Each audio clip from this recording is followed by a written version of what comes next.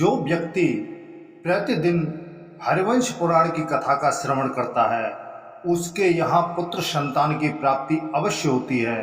जिनके यहाँ कन्या ही कन्या हो रही है, जो व्यक्ति हरिवंश पुराण की कथा सुनते हैं उनको पुत्र संतान की प्राप्ति अवश्य होगी। तो दोस्तों, आज हम आपको हरिवंश पुराण से कथा सुना रहे हैं। हरिवंश पुराण कथा श्रवण करने के लिए आपको पूरब की तरफ मुख करके बैठना चाहिए और दोनों पति पत्नी को ये इस कथा का श्रवण करना चाहिए। दोनों पति पत्नी कथा को बीच में बिल्कुल भी ना छोड़ें, संपूर्ण कथा का श्रवण करें। जब आप संपूर्ण कथा का श्रवण करेंगे तो आपको फल अवश्य मिलेगा।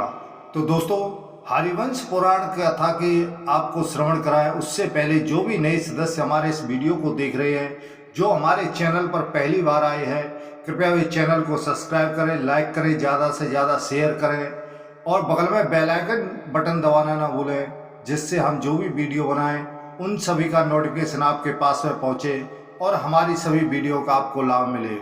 बोलो हरिवंश पुराण की जय। गुरुर्ब्रह्मा गुरुर्विष्णु गुरुर्देवो महेश्वर, गुरुर् साक्षात् परब्रह्म तस्मै श्री गुरुवे नमः।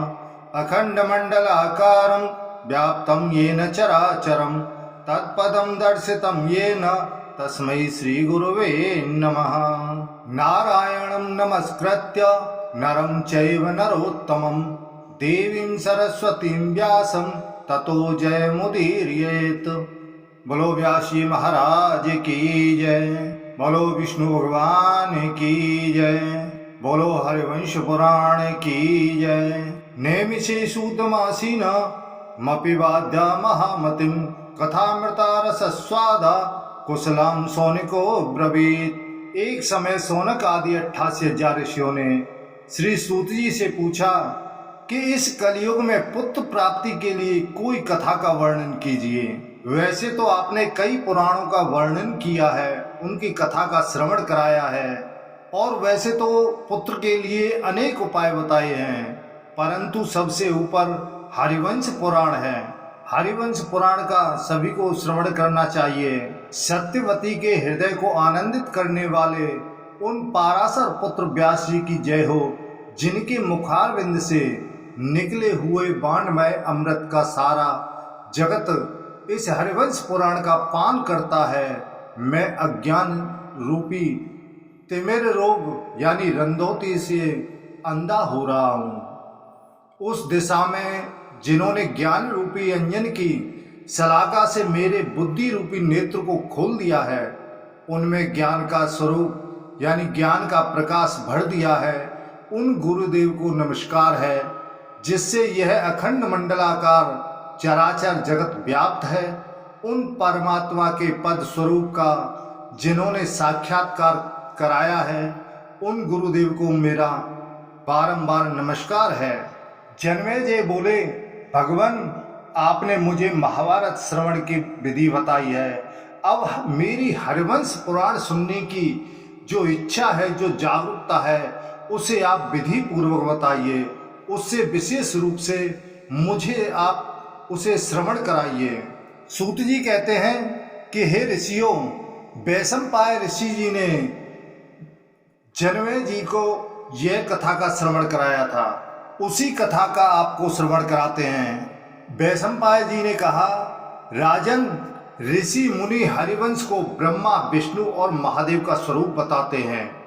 तुम यह समझ लो कि हरिवंश सनातन शब्द ब्रह्ममय है। इस शब्द ब्रह्म में निष्णात हुआ है, पुरुष परब्रह्म परमात्मा को प्राप्त कर लेता है। इसके श्रवण मात्र से ही परमात्मा उसके वश हो जाते हैं। जो व्यक्ति हरिवंश पुराण सुन लेने पर शरीर, वाणी और मन के द्वारा संचित किए हुए सारे पाप उस व्यक्ति के उसी तरह नष्ट हो जाते हैं जैसे सूर्य उदय होने पर अंधकार नष्ट हो जाता है। 18 पुराणों का श्रवण करने से जो फल मिलता है, उसी से विष्णु भक्त पुरुष केवल हरिवंश पुराण सुनकर उस पुण्य को प्राप्त कर लेता है। स्त्रियां और पुरुष इसे सुनकर भगवान विष्णु के धाम में चले जाते हैं और उनकी मनोकामना पूर्ण होती है। तो हे राजन, कलयुग में जम्मू द्वीप का आश्रय लेकर रहने वाले लोगों में इस ग्रंथ के श्रोता दुर्लभ हो जाएंगे। यह मैं सत्य सत्य बता रहा हूँ। पुत्र की अभिलाषा रखने वाली स्त्रियों को भगवान विष्णु के इस यश का श्रवण करना चाहिए। बालकों की हत्या करने वाले पुरुष के जो पुत्र मर जाते हैं, ऐसे मनुष्य को विधि पूर्वक हरिवंश पुराण की कथा का श्रवण करना चाहिए। जो गुरु चंद्रमा, अग्नि और सूर्य की तरफ अपना मुख करके बाथरूम पेशाब करता है अथवा जो वीर्य को छोड़ता है, वह पुरुष जन्मांतर में वीर्यहीन यानी नपुंसक हो जाता है। जो स्त्री फूलों और फलों का नाश तथा बालकों की हत्या करने वाली होती है, जो फलों को काटती है तथा बालकों का माता पिता से वियोग करा देती है, उन्हें छुड़वा देती है, जो दूसरी स्त्रियों के गर्भ गिराने वाली और प्राय ऐसी ही स्त्रियों के संपर्क में जो स्त्री रहती है, इस तरह की सारी स्त्रियां अपने पापों के कारण 5 प्रकार के दोषों से युक्त हो जाती है।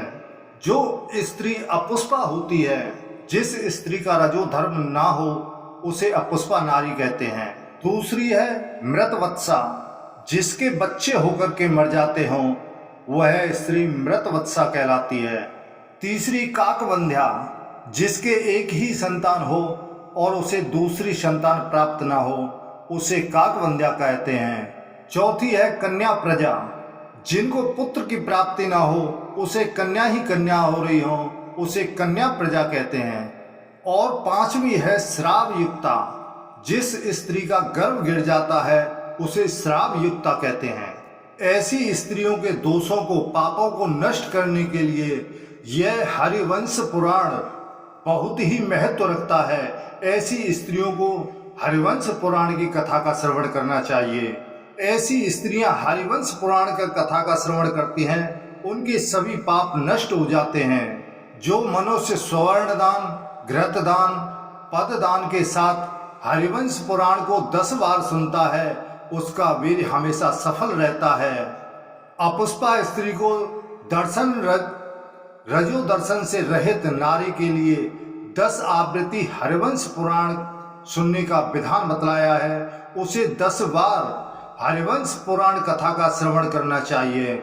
जिसके बच्चे पैदा होकर के मर जाते हैं, वह स्त्री 7 बार हरिवंश पुराण सुने, और जिसके गर्भ गिर जाता है वह 5 बार इस कथा का श्रवण करे। और जो काकवंध्या स्त्री होती है, वह हरिवंश पुराण की कथा को 3 बार उसे श्रवण करना चाहिए। और जिसके केवल संतान कन्या ही कन्या उत्पन्न हो रही है, उस स्त्री को एक ही बार हरिवंश पुराण की कथा का श्रवण करने से पुत्र की प्राप्ति हो जाती है। और जिनके हमेशा गर्भ गिर जाते हैं, उसे 5 बार हरिवंश पुराण कथा का श्रवण करना चाहिए। हरिवंश पुराण वंश वृद्धि के लिए बहुत ही उत्तम बताया गया है। इसका पाठ या श्रवण दोनों पति पत्नी को या तो 9 दिन में पूरा सुनना चाहिए, या 21 दिन में, या फिर 41 दिन में। इन दिनों में इस कथा का श्रवण अवश्य करना चाहिए। इन दिनों में जो भी स्त्री और पुरुष इस कथा का श्रवण करेंगे, उनकी मनोकामना अवश्य पूर्ण होगी। उनके घर में पुत्र संतान की प्राप्ति अवश्य होगी, और उसके जितने भी कष्ट हैं, जितने भी पाप हैं, वे सब नष्ट हो जाएंगे और उसके कष्ट दूर हो जाएंगे। इस कलयुग में यह एक बहुत ही साधारण सा हरिवंश पुराण की कथा का श्रवण कराया है। नारायण स्वरूप व्यास जी ने हरिवंश का यह पारायण साध्य रूप बताया है। कलयुग में नवपरायण और 21 दिनों का पारायण श्रोता को अभीष्ट फल की सिद्धि प्राप्त करने वाला होता है। 31 दिनों में पूर्ण होने वाला हरिवंश पारायण यज्ञ नारी के बंध्यावत्स दोष को दूर करने वाला होता है, उसका नाश करने वाला होता है। यदि कोई स्त्री और पुरुष हरिवंश पुराण का कथा का श्रवण करते हैं, उनको पहले गो व्रत करना चाहिए और व्रत के अंत में उसका पारायण करना चाहिए। गो व्रत क्या है और इसका पारण करने से क्या होता है, वह हम आपको बता रहे हैं। इसमें 1 महीने का व्रत होता है। स्त्री को चाहिए कि वह मन में अत्यंत प्रसन्न हो। चतुर्थी तिथि को प्रातःकाल उठकर नियम पूर्वक गौ व्रत आरंभ करें। प्रातःकाल से सूर्य अस्त होने तक, जब तक गाय चरने गई हों और जब तक गाय घर लौट कर के ना आ जाए संध्या के समय में, तब तक अन्न और जल को ग्रहण नहीं करना चाहिए। इसे गौ व्रत कहा जाता है। जब गाय द्वार पर आ जाए तब बछड़े सहित उसकी विधिवत पूजा करनी चाहिए। उसे प्रचुर मात्रा में घास भूसा देकर स्वयं भी यवनादि यानी अन्न ग्रहण करना चाहिए और जल ग्रहण करना चाहिए। इस प्रकार किसी भी मास के शुक्ल पक्ष की चतुर्थी को नारी यह व्रत आरंभ करती है, उसे 1 मास तक निभाए। तो हे राजन, इस तरह यह स्त्री और जो पुरुष इस व्रत को करेगा, ऐसे स्त्री पुरुष को उत्तम पुत्र की प्राप्ति होती है। वह भगवान विष्णु को प्रसन्न कर लेता है और उसकी मनोकामना पूर्ण करते हैं। उसके पश्चात ये हरिवंश पुराण की कथा का श्रवण करना चाहिए और कथा श्रवण करने के पश्चात में गाय को हरा चारा या भूसा अवश्य खिलाना चाहिए। ऐसा करने से उसकी मनोकामना पूर्ण होती है। तो दोस्तों, आज हमने आपको हरिवंश पुराण के प्रथम दिन की कथा का श्रवण कराया है। ध्यान रहे, जब आपने कथा का श्रवण शुरू कर दिया है तो इस कथा को बीच में बिल्कुल नहीं छोड़ना चाहिए। इस कथा को रोजाना प्रतिदिन अवश्य श्रवण करना चाहिए, जिससे आपकी मनोकामना पूर्ण हो और आपको उत्तम पुत्र की प्राप्ति हो। तो दोस्तों, यह वीडियो आपको कैसा लगा? हमें उम्मीद है अच्छा लगा होगा। कृपया चैनल को सब्सक्राइब जरूर करें।